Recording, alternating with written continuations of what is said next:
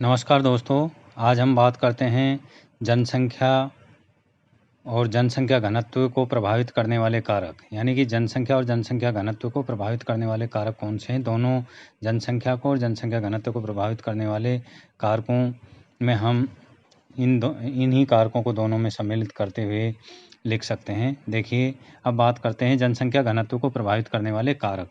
जनसंख्या घनत्व को प्रभावित करने वाले प्रमुख कारक निम्नलिखित है। इन कारकों को दो भागों में विभक्त कर सकते हैं हम, एक भौतिक कारक और दूसरा आर्थिक कारक। सबसे पहले हम बात करते हैं भौतिक कारकों की।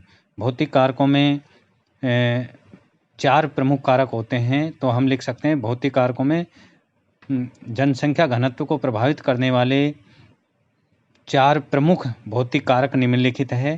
पहला है स्थिति। किसी भी क्षेत्र की स्थिति उस क्षेत्र के जनसंख्या घनत्व पर महत्वपूर्ण प्रभाव डालती है। लोग समतल मैदानों और मंद ढालों पर बसने को वरीयता देते हैं। पर्वतीय एवं पहाड़ी क्षेत्र परिवहन के विकास में बाधक होते हैं, क्योंकि जो पर्वतीय और पहाड़ी क्षेत्र होते हैं वहाँ पर परिवहन के साधनों का विकास आसानी से नहीं हो पाता है तथा कृषि एवं औद्योगिक विकास के लिए भी अनुकूल नहीं होते हैं। और ऐसे क्षेत्रों में, पहाड़ी और पर्वतीय क्षेत्रों में क्या है कि औद्योगिक और कृषि विकास में भी काफ़ी असुविधा होती है।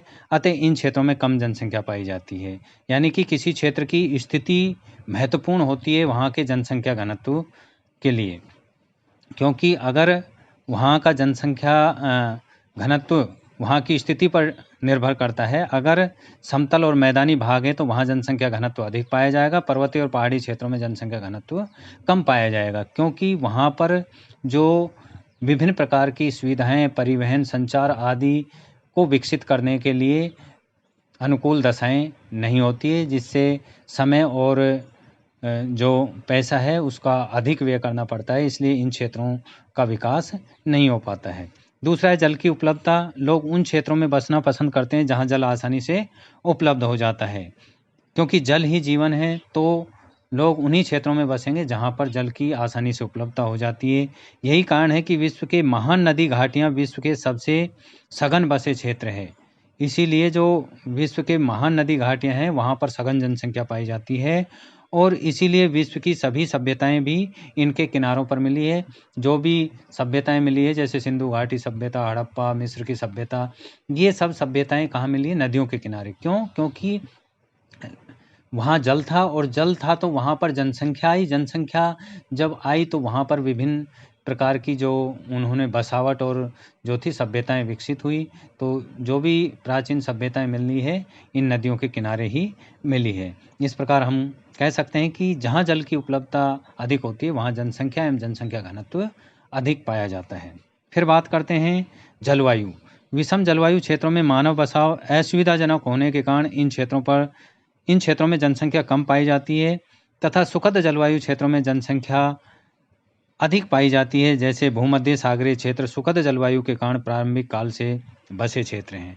यानी कि जिन क्षेत्रों की जलवायु विषम रहती है, यानी कि बहुत अधिक ठंड हो या बहुत अधिक शुष्कता हो, उन क्षेत्रों में लोग बसना कम पसंद करते हैं, बल्कि उन क्षेत्रों में अधिक जनसंख्या पाई जाती है जहाँ सुखद जलवायु रहती है। इसीलिए जो भूमध्य सागरीय क्षेत्र है वहाँ पर प्रारंभिक काल से ही क्या है, बसे क्षेत्र पाए गए हैं।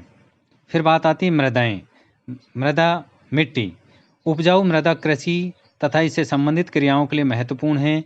इसलिए उपजाऊ दोमट मिट्टी वाले प्रदेशों में अधिक लोग निवास करते हैं। इसलिए इन क्षेत्रों में, उपजाऊ मिट्टी वाले क्षेत्रों में जनघनत्व और जनसंख्या अधिक पाई जाती है। इसलिए ऐसे क्षेत्र सघन जनसंख्या वाले क्षेत्र होते हैं।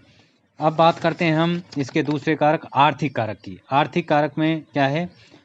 जनसंख्या घनत्व को प्रभावित करने वाले प्रमुख आर्थिक कारक निम्नलिखित है। इस प्रकार हम लिख सकते हैं। फिर बात करते हैं इसके 4 आर्थिक कारक है। कौन कौन से? खनिज, नगरीकरण, औद्योगिकरण और सामाजिक एवं सांस्कृतिक कारक। सबसे पहले हम बात करते हैं खनिज की। जिन क्षेत्रों में खनिजों का जमाव यानी कि निक्षेप पाया जाता है वहाँ औद्योगिकरण को बढ़ावा मिलता है। यानी कि जहाँ खनिज पाए जाते हैं वहाँ उद्योग धंधे आकृष्ट होंगे, जिससे खनन एवं औद्योगिक गतिविधियों को बढ़ावा मिलता है। जहाँ खनिज रहेंगे वहाँ कच्चे माल की सुगमता रहेगी, इसलिए वहाँ उद्योग धंधे उद्योग धंधों को बढ़ावा मिलेगा। उद्योग धंधों को बढ़ावा मिलता है तो रोजगार उत्पन्न होते हैं, जिससे रोजगार उत्पन्न होते हैं, जिसके कारण कुशल एवं अकुशल कार्मिक इन क्षेत्रों की ओर आकृष्ट होते हैं, जो वहाँ जनसंख्या को सघन बना देते हैं। यानी कि जहाँ पर खनिज है वहाँ पर कच्चे माल की आसानी से सुगमता रहती है, इसलिए उद्योग धंधे विकसित होते हैं। उद्योग धंधे विकसित होते हैं तो उधर वहाँ रोजगार के साधन उत्पन्न होंगे, इसलिए रोजगार प्राप्त करने के लिए कुशल और अकुशल कार्मिक उन खनिज क्षेत्रों की तरफ जाएंगे, जिससे वहाँ पर जनसंख्या में वृद्धि होगी। उदाहरण के रूप में हम देख सकते हैं, अफ्रीका की तांबा पेटी इसका अच्छा उदाहरण है। फिर बात करें नगरीकरण। नगर रोजगार, शिक्षा, चिकित्सा, संचार एवं परिवहन की बेहतर सुविधा मुहैया कराते हैं, जिससे लोग नगरों की ओर आकर्षित होते हैं, जिसके कारण वहाँ जनसंख्या सघन हो जाती है। यानी कि नगरों में क्या रहता है, ग्रामीण क्षेत्रों की बजाय जो चिकित्सा है, शिक्षा है, संचार, परिवहन की अच्छी सुविधाएं होती हैं। इन सुख सुविधाओं के लिए लोग नगरों की तरफ आकर्षित होते हैं, जिसके कारण नगरों में क्या हो जाता है, जनसंख्या एवं जनघनत्व में वृद्धि हो जाती है। फिर बात करते हैं औद्योगिकरण की, यानी कि उद्योग धंधों की। औद्योगिक क्षेत्र विभिन्न सेवाओं को आकर्षित करते हैं। जहाँ जो औद्योगिक क्षेत्र रहते हैं वहाँ विभिन्न सेवाएं आती है, जैसे शिक्षा है, शिक्षा से संबंधित संस्था है, बैंक है, बीमा है, विभिन्न प्रकार की सेवाएं उधर आकर्षित होती है। इसलिए औद्योगिक क्षेत्रों में जनसंख्या का सघन बसाव पाया जाता है। जहाँ पर औद्योगिकरण होगा वहाँ विभिन्न प्रकार की जो सेवाएं उधर आकर्षित होगी। जब विभिन्न प्रकार की सेवाएं आकर्षित होगी तो उधर क्या होगा, लोगों का उधर रुझान होगा।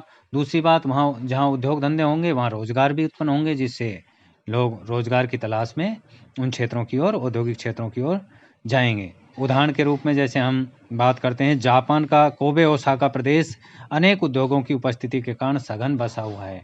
बात करते हैं जो जापान का कोबे ओसाका प्रदेश है, उसमें बहुत अधिक उद्योग धंधे पाए जाते हैं, जिसके कारण वो क्या है, वहाँ जो जनसंख्या का सघन बसाव है, जनसंख्या एवं जनसंख्या घनत्व वहाँ अधिक पाया जाता है। अब बात करते हैं सामाजिक एवं सांस्कृतिक कारक की। कुछ स्थान धार्मिक अथवा सांस्कृतिक महत्व के कारण अधिक लोगों को आकर्षित करते हैं। यानी कि जो क्षेत्र सामाजिक और आर्थिक, सामाजिक एवं धार्मिक रूप से अधिक प्रसिद्ध है, उन क्षेत्रों में लोग क्या है, जाना ज़्यादा पसंद करते हैं, क्योंकि धार्मिक क्षेत्रों पर एक तो रोजगार के साधन की उपलब्धता अधिक रहती है, दूसरा शांति रहती है ऐसे क्षेत्रों में।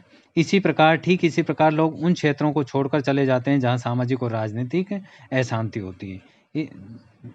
लोग धार्मिक रूप से और सांस्कृतिक रूप से जो शांत क्षेत्र हैं उनमें बसना पसंद करते हैं। जहाँ पर राजनीतिक या अन्य किसी प्रकार की अशांति होती है वहाँ से लोग चले जाते हैं, जिसके कारण वहाँ जनसंख्या का कम यानी कि विरल बसाव पाया जाता है। इस प्रकार हम जनसंख्या एवं जनसंख्या घनत्व को प्रभावित करने वाले कारकों को मुख्य दो भागों में, भौतिक कारक और आर्थिक कारक में विभक्त करते हुए उनके उप विभागों में बांटकर हम जनसंख्या घनत्व को प्रभावित करने वाले कारकों का आसानी से वर्णन कर सकते हैं। इसी प्रकार हम जनसंख्या को प्रभावित करने वाले कारकों को भी इन्हीं के द्वारा हम वर्णित कर सकते हैं। जहाँ पर जनसंख्या घनत्व है वहाँ पर जनसंख्या को प्रदर्शित करते हुए हम उसका भी वर्णन कर सकते हैं। इस प्रकार इसी के आधार पर हम जनसंख्या को प्रभावित करने वाले कारक एवं जनसंख्या घनत्व को प्रभावित करने वाले कारकों को आसानी से याद कर सकते हैं, आसानी से लिख सकते हैं। आज के लिए इतना ही। धन्यवाद। Stay home, stay safe.